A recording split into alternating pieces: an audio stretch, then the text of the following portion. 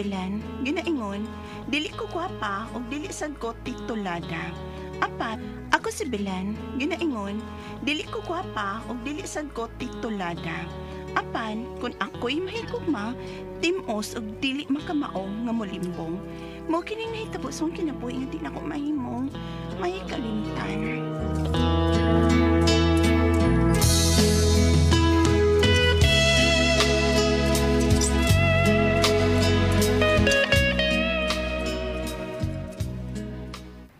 Mag-apply kag trabaho, nak? Unay, para makatapang ko sa tong kalisod.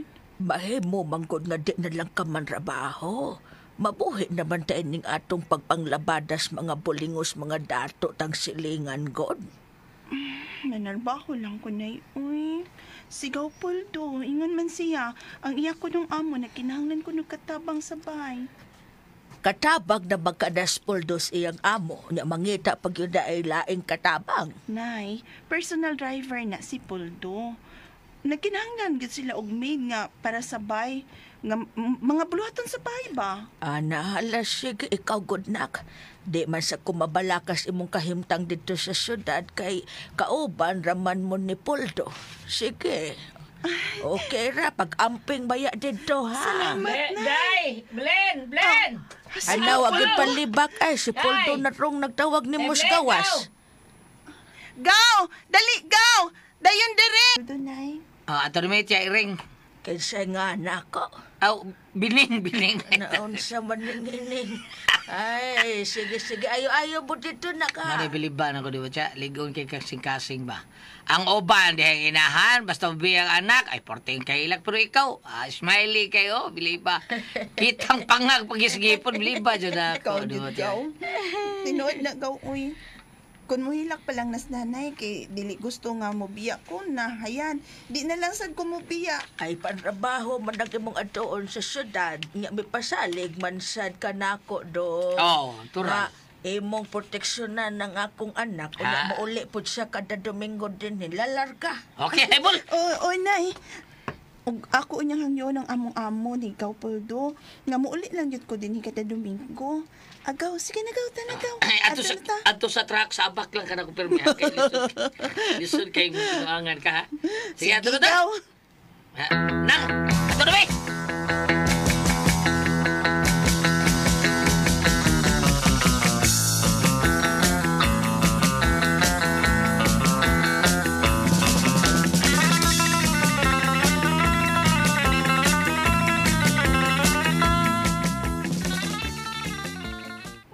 Bilinday mo nga, igagaw mo ni Poldo.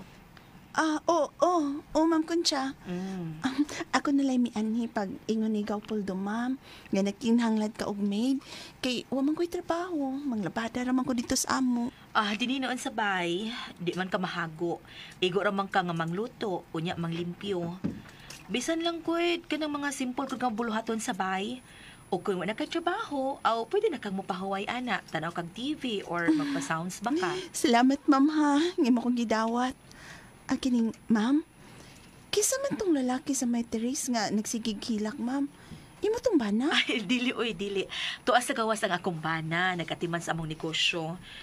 Tuaman bitaw si Poldo mo ay nag-drive sa gisakyan ni Albert nga akong bana. Kanang lalaki nga naghilak nga imong nakita, ako tao ng manghod. May anhina aron magpaalim sa samad sa iyang dughan. Kaya ngayong asawa nga nurse, gitaban og laing laki. Usa ka doktor, may asawa sad. Hala, unsa? Amay kay naghisgot ka sa akong igsuon. Ikay atiman niya sa pagkaon ha. Atiman na gyud ang akong manghod aron maalim ang samad sa iyang dughan.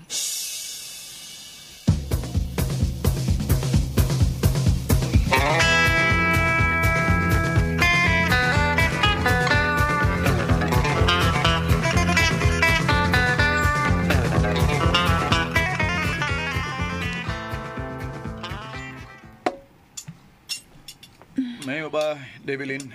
Human mo gipos sa atong gikanan, magsulti ta dito sa teres. Sige, sir. Pero ako sa ning tiwas og hipos ning imong gikan sir, ha? Okay, sige. Muna ako nimo dito sa teres, ha? Magpaabot ko nimo dito. Unsa kay put niyang pagkigsultihan ako, no? Unsa man ka, ha?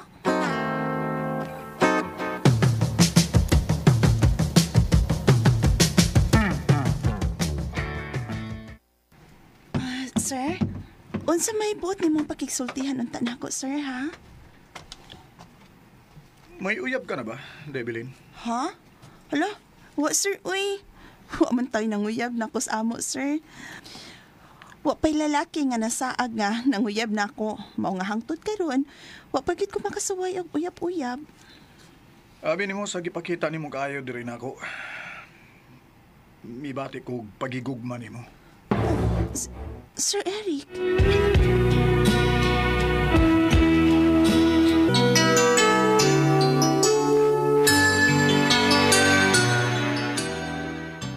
Mao ka na.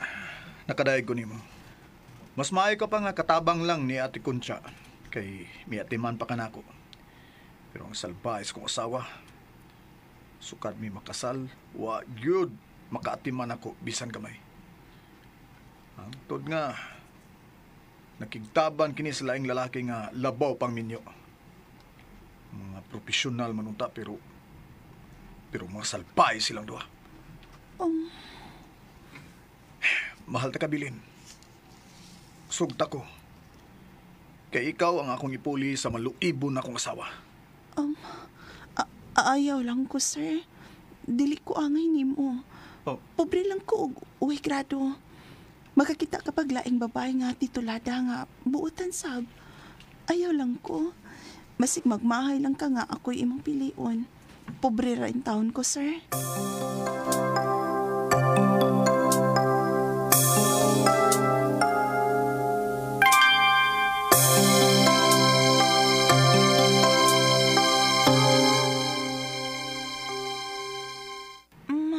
Dako og gusto ni mga akong manghuit.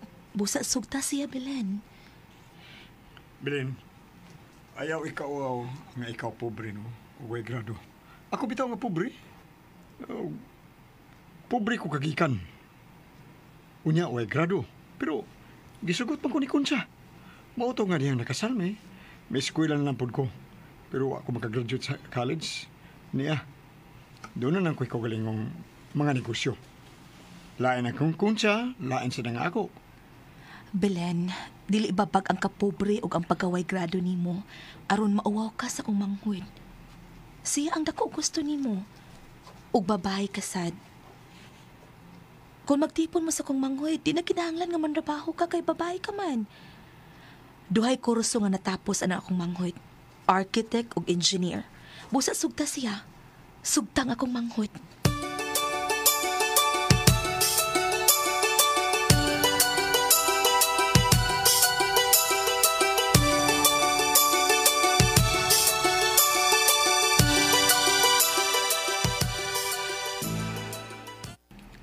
Salamat. Salamat, Debilin, nga gisugot ko nimo. Kana kay naluoy ko nimo, sir. Og ang tinuod nakagusto man sabjud ko nimo. Pero ang imo asawa, basig kalito niya siya nga mobalik. Kung may tabo man nga mubalik siya, di ko na siya mahimo pang dawaton. Hugaw na siya. Ug patay na nga akong gugma niya. Ug ikaw nga akong gimahal, Bilin. Ikaw na. Ug mahimo ba, ayon ako og sampita og sir. Tawgan ako sa kong pangalan nga Eric, okay? Ikaw na. Ikaw na ang ipuli nako sa maluibon ako asawa. Ikaw na, Bilin.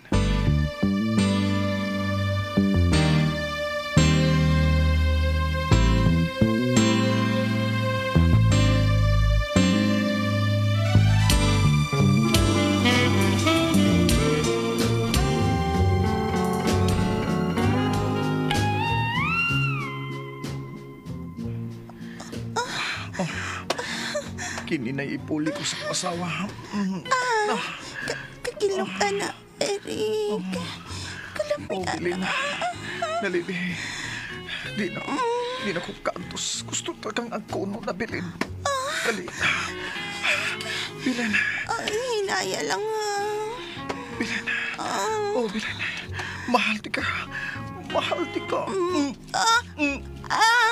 Kasakit. Ah. Eric. Oh, Bilin. Sakit ka. Ay. Bilin.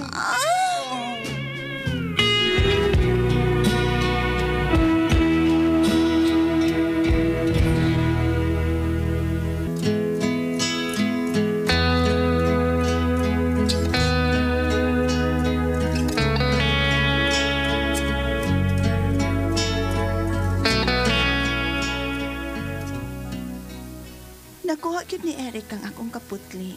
Pobre man tuod ko unya siya dato, apan gimahal ko siya pag-ayo. Kung nahitabo man nga mobalik ang iyang asawa, ikamatay ko na gyud kung mobalik pa siya. Mahal ko na kaayo ang lalaki nga gibiyaan sa